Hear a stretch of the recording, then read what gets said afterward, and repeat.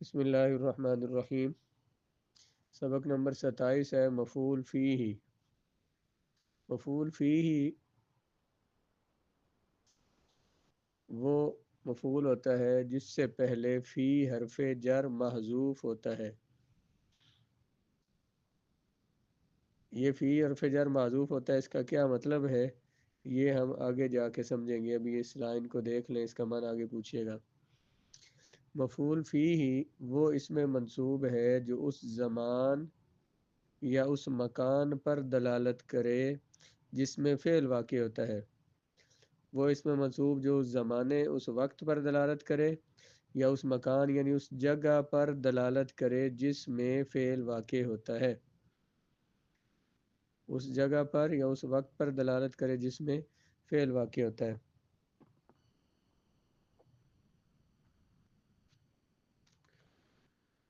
اسے ظرف بھی کہتے ہیں، اور ظرف کی دو قسمیں ظرف زمان اور ظرف مکان۔ مفعول فی کا دوسرا نام ہے ظرف۔ ظرف کی دو قسمیں ہوتی ہیں، ظرف زمان اور ظرف مکان۔ ظرف زمان وہ اسم ظرف ہے جو ایسے زمانہ پر دلالت کرے، اس وقت پر دلالت کرے جس وقت میں فعل واقع ہوا ہے۔ یعنی اگر فعل کے بعد کوئی وقت آ جائے نا تو اس وقت کو ہم ظرف زمان کہیں گے اور اسے مفعول فی کہیں گے، جو اس زمانے پر دلالت کرے جس زمانے میں فعل واقع ہوا ہے۔ جیسے حفظت درسن صباحا، میں نے یاد کیا سبق صبح کے وقت۔ اب حفظت میں نے یاد کیا یہ فعل ہے، تو ضمیر اس میں فاعل ہے، درسن اس کا مفعول بھی ہے۔ مفعول بھی کیا ہوتا ہے؟ جس پر فعل واقع ہو۔ درسن مفعول بھی ہے، اور صباحا جو ہے یہ مفعول فی ہی، صبح کا وقت۔ میں نے سبق یاد کیا صبح کے وقت، تو صباحا جو ہے یہ مفعول فی ہی بن رہا ہے۔ جئتو یوم الجمعتی، میں آیا جمعہ کے دن۔ جئتو جو ہے یہ فعل ہے، اس میں تو ضمیر فاعل ہے، یوم الجمعتی جمعہ کا دن یہ وقت ہے، اس لیے یہ ظرف زمان بنے گا۔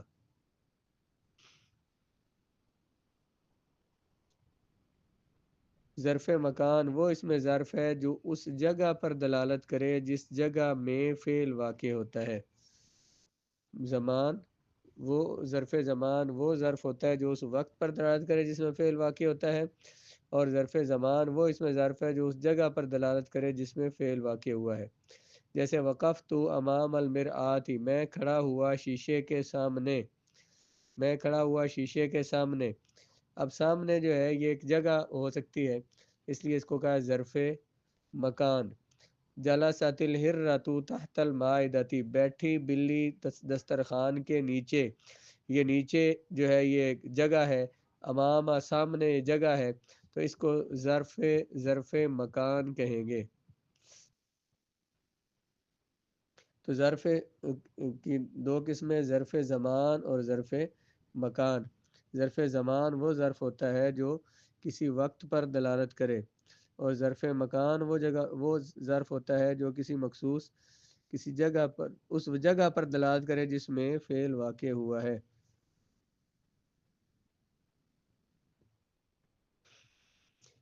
ظرف زمان کی دو قسمیں ظرف زمان محدود اور غیر محدود۔ ظرف زمان محدود وہ ظرف جس کی کوئی حد متعین ہو، وہ زمانہ جس کی کوئی حد ہو، جیسے ہے یومن، لیلتن۔ یومن وقت دن کو کہتے ہیں، اور دن کب سے شروع ہوتا ہے؟ طلوع فجر سے لے کر فجر کی ابتدا سے لے کر تو سورج کے غروب ہونے تک، اس کو کہتے ہیں یوم۔ اور غیر محدود زمانہ وہ ہوتا ہے اس کی حد متعین نہ ہو، جیسے دہرن بول دیا، صرف اس کا معنی زمانہ، کتنا زمانہ پتہ نہیں ہے۔ حین وقت، جب یا جس وقت، تو جو بھی وقت وہ مراد ہو سکتا ہے۔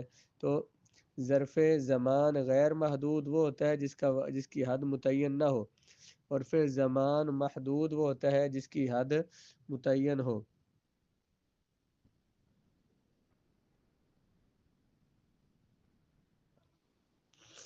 ظرف زمان خواہ محدود ہو یا غیر محدود ہو، دونوں فی حرف جر کے حذف کے ساتھ منصوب ہوتے ہیں۔ دیکھیں گے جو مثال سمجھے تو پھر یہ بات آئے گی. مکستو فی المدرستی شہرن، میں ٹھہرا مدرسہ میں شہرن مہینہ. ہونا چاہیے تو میں مدرسہ میں ٹھہرا فی شہرن مہینے میں، یعنی اس وقت میں کیونکہ کام ہو رہا ہے اس لیے اس سے پہلے فی ہونا چاہیے، جس کا معنی ہے میں، کہ میں ٹھہرا مدرسہ میں مہینہ میں. لیکن وہ فی کو حذف کیا ہوا ہے، اور اس کا جو مجرور ہے جو ظرف ہے اس کو منصوب ذکر کیا ہے شہرن. اسی طرح قوم تو دہرن، میں کھڑا رہا ایک زمانہ. ہونا تو یہ چاہیے میں کھڑا رہا زمانے میں، لیکن وہ میں کو فی کو حذف کر کے اس مصدر کو منصوب اس ظرف کو منصوب ذکر کیا گیا ہے.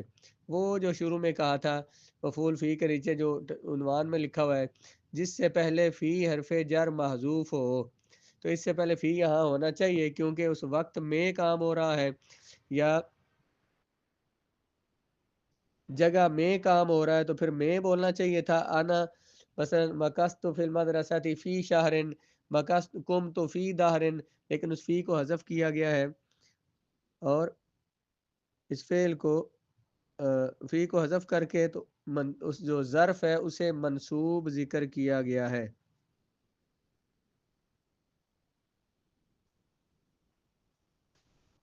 سمجھ آئی؟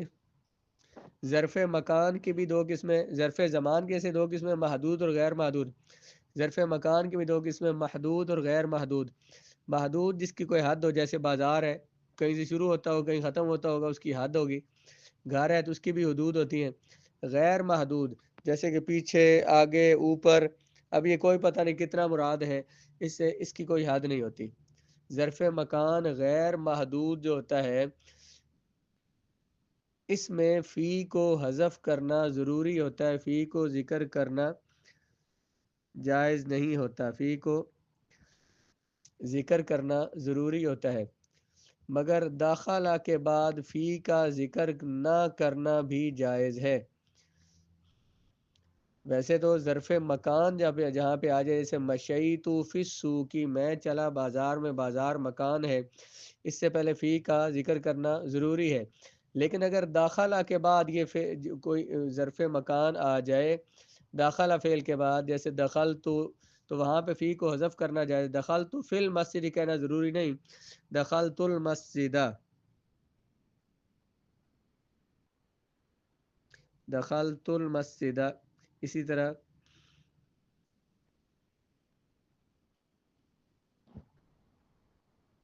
لَتَدْخُلُنَّ الْمَسْجِدَ الْحَرَامَ، قرآن کی آیت ہے، تم ضرور بھی ضرور داخل ہوگے مدرسہ میں، داخل ہوگے مسجد حرام میں.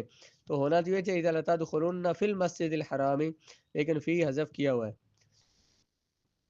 ظرف مکان غیر محدود میں فی کا حذف کرنا ضروری ہوتا ہے، ظرف مکان محدود میں فی کا ذکر کرنا ضروری ہوتا ہے. عامل کا حذف، جب کوئی قرینہ کوئی دلیل پائی جائے تو مفعول فی ہی کے عامل کو حذف کرنا جائز ہوتا ہے. اس کا عامل کون ہوتا ہے؟ فعل ہوتا ہے جو اس کو عمل دیتا ہے، اس کو نصب دیتا ہے. تو وہ جو عامل ہے مفعول فی کا اس کو حذف کرنا جائز ہوتا ہے. جیسے کوئی کہے متا جئت، تو کب آیا، تو جواب میں یوں کہنا چاہیے جئت یوم الجمعۃ، میں آیا جمعہ کے دن. لیکن وہ اس کو حذف کر کے کیا کہتا ہے؟ صرف یوم الجمعۃ کہتا ہے. اب یہ یوم الجمعہ جو ہے یہ یہاں پہ بن رہا ہے مفعول فی ہی ظرف ہے. اس کو نصب کون دے رہا ہے؟ اس کا عامل کون ہے؟ جئت فعل، اس فعل کو حذف کر دیا جواب میں. سوال کیا تھا؟ متا جئت، تو کب آیا، تو جواب ہونا چاہیے جئت یوم الجمعۃ. تو جئت کو حذف کر کے صرف اتنا کہہ دیا جمعہ کے دن، تو بات سمجھ آ جاتی ہے. کبھی اس کا عامل وجوباً حذف ہوتا ہے، کبھی مفعول فی کے عامل کو یعنی فعل کو حذف کرنا واجب ہوتا ہے جبکہ ظرف، حال، صفت، صلہ یا خبر واقع ہو.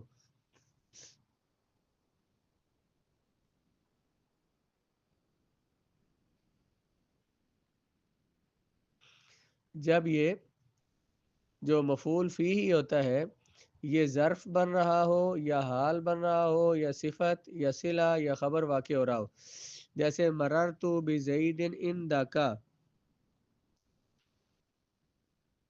مررت بزید عندک، میں گزرا زید کے پاس سے اس حال میں کہ زید تیرے پاس تھا.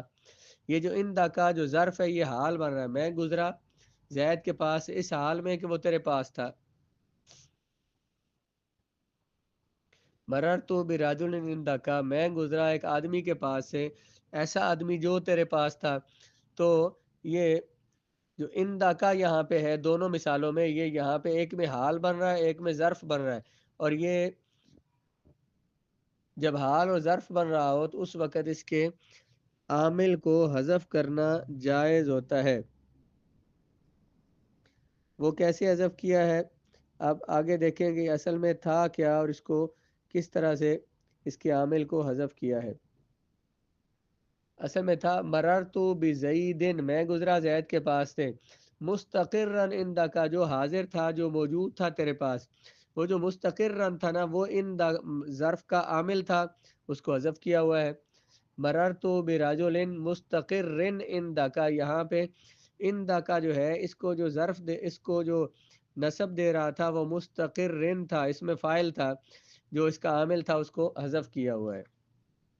جس طرح فعل عمل کرتا ہے نا، فاعل کو رفع اور مفعول کو نصب دیتا ہے، اسی طرح جو اسماء مشتقہ ہے اس میں فاعل، اس میں مفعول، صفت مشبہ وغیرہ، یہ بھی فعل کے قائم مقام ہو کر یہ اپنے فاعل کو رفع دیتے ہیں اور مفعول کو نصب دیتے ہیں. تو یہاں پہ وہ اس میں فاعل تھا جو کہ ان دکا کو نصب دے رہا تھا، جو اس کو عمل دے رہا تھا، وہ یہاں سے حذف کیا گیا ہے، اس کو حذف کرنا واجب ہے.